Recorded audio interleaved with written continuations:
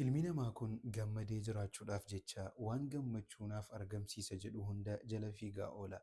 Jireenya keenya keessatti gammadaa akka nu taanuuf wantoota nu gargaaran afur furtuu nuuf ta'anu keessaa afran kana haa dhaggeeffannu, obboleewwan keenyaaf illee sheeraa goonu.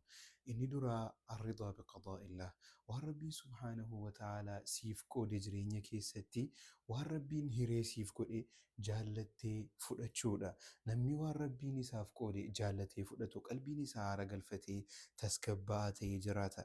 Nabiyyiin keenya alayhi salaatu wassalaam maal jedhan? Waan Rabbiin subhaanahu wa ta'aalaa siif qoode jaalladhu takun aghannaas, irra dureessa namaa taataa jedhan.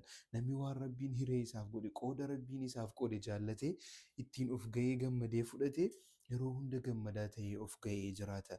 Inni lammaffaan ammoo Qur'aanatti dhiyaachuudha. Qur'aanaa wajjiniin jiraachuudha. Hariiroo nuyiif Qur'aana gidduu jiru jabeessuudha. وننزل من القرآن ما هو شفاء ورحمة للمؤمنين. ربي سبحانه وتعالى قرآن كان كيسا وان قريتش رحمة مؤمن توتاف تأيه buufnee jedha. Namni Qur'aanatti dhiyaate Qur'aanaa wajjiniin hariiroo qabu gammadaa ta'ee jiraata. Namni irraa fagaate ammoo Rabbii subhaanahu wa ta'aalaa maal jedhe? من أعرض عن ذكري فإن له معيشة ضنكا ونحشره يوم القيامة أعمى. namni yaadannoo Qur'aana kiyyarraa garagalee dhikrii kiyyarraa namni garagalee jireenya dhiphoo ta'e isa jiraachifnaa jedha. Guyyaa qiyaamaa ammoo jaamaa goonee isa kaafnaa jedha. Kanaaf Qur'aanaa wajjiniin jiraachuun jireenya keenya keessatti akka gammannu nu taasisa. Inni sadaffaan ammoo Rabbitti subhaanahu wa ta'aalaa dhannii toluudha.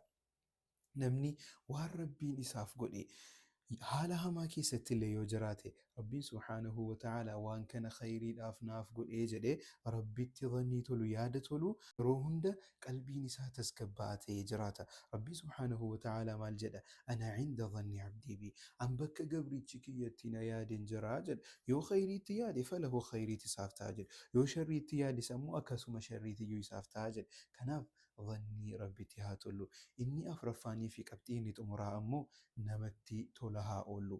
Haa xiqqaatu waa xiqqoollee yoo ta'e jecha gaggaarii dubbachuu haa ta'u, fuula seeqaadhaan namatti dhufuu haa ta'u, gargaarsa garaagaraa haa ta'u namatti tola ooluudha.